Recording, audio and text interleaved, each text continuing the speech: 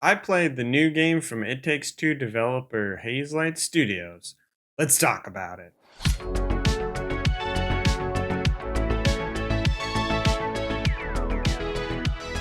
Earlier this week, I got hands on time with Split Fiction, which is the new game from Hazelight Studios.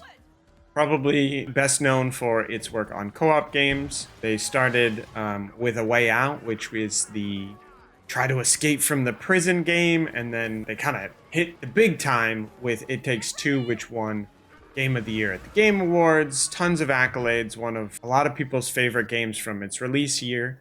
And now they are about to release Split Fiction in March. And I got to get some hands on time with the game. I was able to play about 3 hours of the game with a co op partner. So, for those people that know Hazelight Studios, a lot of what they do is this unique approach to co op where you are not full screen with another partner who has a full screen online, what have you. You're actually usually splitting the screen in some either 50-50 or, 2080 or something like that approach where you are seeing what the other person is doing and you're collaborating to progress. In A Way Out, you were trying to get out of a prison. In It Takes Two, you were working as a husband and wife who are on the brink of divorce and trying to get out of this fantasy world. And in Split Fiction, you're playing as a character named Zoe, or one of you is playing as a character named Zoe, one of you is playing as a character named Mio, who are both writers, but they write in different genres, and their genres have sort of been mashed together. So let's talk about it as a story of Split Fiction. In Split Fiction, the setup is that Zoe and Mio have been hired by a game developer to help with writing. And in order to assist with the writing component, they're put in these sort of virtual reality worlds via these kind of like floating, looks like water almost, orbs. And those are meant to have one writer, and that writer is kind of visualizing their narrative and doing something to help this game development company get information or craft stories. Maybe it's a bit nefarious. Stay tuned. What ends up happening is that Zoe and Mia end up in the same orb and their writing gets mashed together. So where Mio is a science fiction writer, Zoe's a fantasy writer. So their worlds are kind of colliding. That manifests in a few different ways in the gameplay, but as far as the story is concerned, you are in a science fiction world or you're in a fantasy world doing a bunch of different stuff. And that's kind of the general conceit of Split Fiction is Zoe and Mia are occupying the same virtual world, whether it's science fiction, whether it's fantasy, or maybe a mix of both. And they're trying to figure out what's going on at this game development company.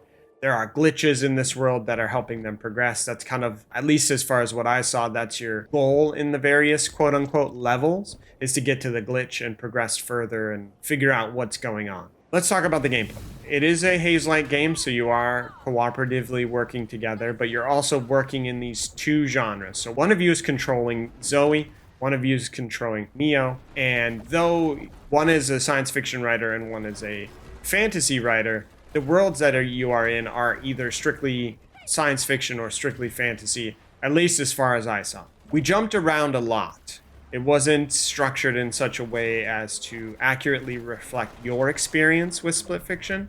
So what might have been, okay, we're going to go into the fantasy world and we're going to play level.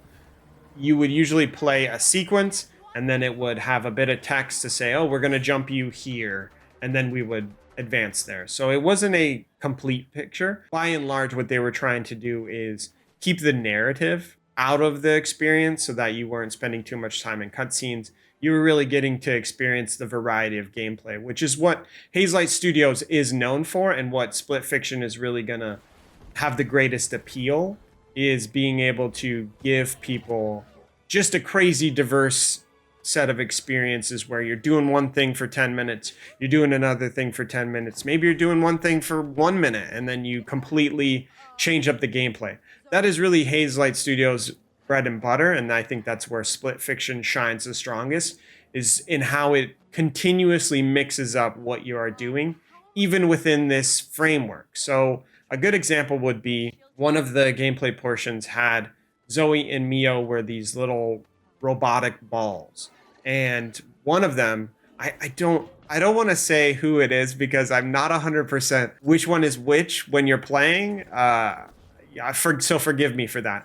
But one of the balls is magnetic and kind of can attach to walls and move up walls, and the other one can split into drones. So it's ball-like, but then it splits into like these little tiny spider-looking things. The one of the balls is moving up walls and traversing its own pathway, and then the other one is going through vents, turning into the little drones going through vents. The little drones can come together and make a little parachute and ride these vents up, and so you're kind of charting different pathways, and you are playing a different experience. And then it towards the end, which is a boss fight, it becomes a pinball game. It's crazy. There's just so much that Hazelight has packed into this experience. There was dragons. There was a section that was Contra-like, bright green and red and so super colorful, and it's sort of like a twin stick shooter side scroller. It's hard to describe Split Fiction in just one easy to digest sentence of what you're doing. And I think that's what Hazelight really is counting on, is that you aren't going to be able to define Split Fiction by just one thing. I will say that the theme they're working with is friendship, but I think that's narrative focused.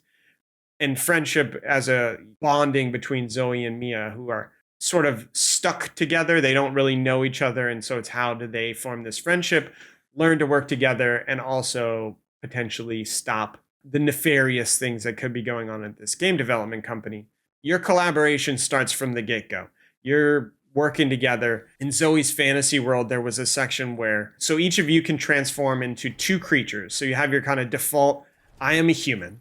And then you can transform by pulling the left trigger or the right trigger to kind of cycle through. So just, if you are default human, you're in your default state, and then you pull your left trigger, you'll turn into one creature. You pull the right trigger, you turn back human. You pull the right trigger again, you turn into another creature. So you can turn into two different creatures. So Zoe's was this giant tree-like creature, maybe Groot looking, that could attach to these flowers and lift up objects, lift up trees, manipulate the environment for traversal purposes. And then Zoe's other transformation was into like a little fairy that, though the fairy can't fly per se, she can kind of hover. So she has these little boosts that she makes to get across a chasm. It's not you're just flying, it's you're sort of like triggering these little boosts to jump along. It's very cool. And then when you're Mio, you can turn into this giant like bear gorilla looking creature that can grab onto pink surfaces and, you know, hang from overhangs or climb up walls, do things like that. And then the other transformation is this kind of water dragon looking creature that can swim. So you're navigating this world using Zoe's powers, you know, the tree powers to lift things, using Mio's giant big creature to break stuff so that the little tiny fairy of Zoe can get through. It's that cooperation. And there is just tons of that. What Hazelight is calling side stories. So these are kind of like off the beaten path. In It Takes Two, there was a lot of mini games where you were competing, but the side stories they feel like mini games, but they're not as points based. There was one that was points based that was kind of like a snowboarding challenge, SSX, Tony Hawk's Pro Skater type thing, where you're going down this big chasm, going over mountains, and you're doing tricks and you're trying to get the highest score and beat your friend as you're getting towards the bottom of the mountain. But then there was another part where we were pigs. It was like kind of traversal, little bit of puzzle, and then it goes crazy and you turn into hot dogs and you're cooking yourself as hot dogs. And it's so kind of crazy how they are constantly changing things up on you. And it does make my job as somebody who's trying to sum up my experience playing 3 hours of this game into, you know, an easily digestible video.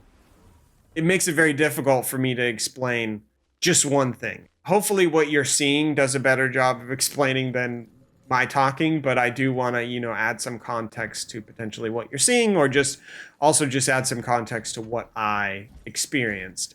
But I think overall, the best thing that you can kind of take away from Hazelight Studios' Split Fiction is that they are still pushing themselves. They could have very easily made It Takes Two 2 or It Takes Two a sequel. It won Game of the Year. It was conceivable that they would have just said, okay, well, we found the formula of our co-op experience that people seem to like the most and just made another one of those games. But they didn't. Split Fiction keeps pushing the envelope.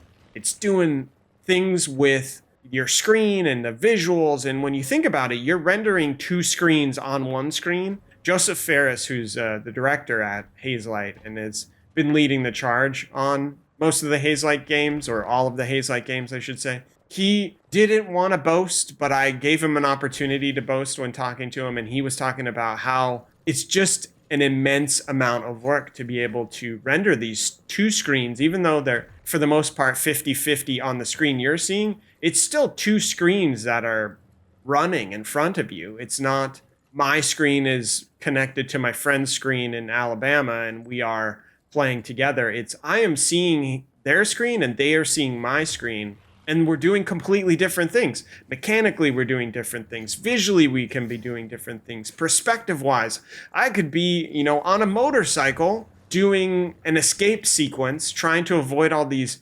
helicopters in a future world, and the person on my back is looking at a phone screen, trying to deactivate this bomb. There's just a lot going on in Split Fiction, and there isn't one singular gameplay experience that defines it. The dragon stuff is very, very cool, and you're riding on these dragons, and Joseph Ferris has talked about it a lot, but you're essentially taking these dragons from real infancy and then turning them into full-size dragons. He said it wouldn't be a fantasy setting without dragons, but also there's a lot of variety within that dragon experience. During one of the gameplay sequences, the dragon that I was on could spit acid, that anything that was shiny, it would melt, and then it could also hover. And then my co-op partner, their dragon could roll and ram into things. So one of the puzzles was moving this giant ball through a pathway that I created the pathways with using my spit kind of like to fill up these little statues that would make a pathway. And then my co-op partner would hit a ball down the pathway, and then the ball would get to the end and I would put acid on it and the ball would explode. So it was cooperatively working together in like a super monkey ball a little bit. It's a lot. It's a lot to talk about. But overall, I would say that Split Fiction, I am extremely excited to play the full game. Obviously, I want to know what's going on with the narrative stuff. There were some hints in the dialogue between Zoe and Mio as to what is below the surface for each character, but I don't want to spoil that. But that is one of the things I really appreciated about It Takes Two, is even though there was a lot of variety, there was a ton of, oh man, we're doing this now type of moments. It also was a great story about, a husband and wife who are on the brink of divorce and they have to work together and settle their differences to work together. But at the same time, it's actually helping them mend their relationship. Split Fiction doesn't seem like it's doing anything like that. It's not trying to examine divorce again. It's trying to build a bond between these two characters, but also explore some things that I think aren't talked about as often in video games. Again, I won't spoil it, but I do think that there is a very cool narrative within Split Fiction that they are just not going to show until you play it. Gameplay-wise, you're just doing so much that there is no way you can't have a smile on your face. Even if maybe you're bored by something, not to say I was, but even if maybe you're bored by one experience, it doesn't last that long and you're moving on.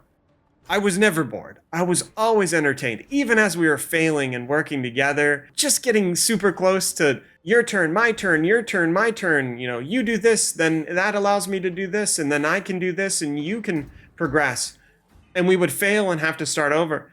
It was fun to be able to work together. I think that is just a unique aspect of Hazelight Studios games that some studios are trying to copy, but I just don't think that anybody's doing it as well. And I think Split Fiction is another excellent example of what this studio can do and will do to push the envelope in cooperative games.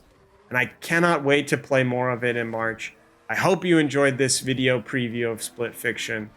It is one of my highly anticipated games for this year. It's out March 6th on PC, PlayStation 5, Xbox Series X and S. Thank you very much for watching this. Thanks for sticking tuned to GameRant.com. We will have a full review of Split Fiction when it releases, or maybe slightly before it releases. I've been Anthony Taormina, Editor-in-Chief of GameRant.com. Have a great rest of your day. Goodbye.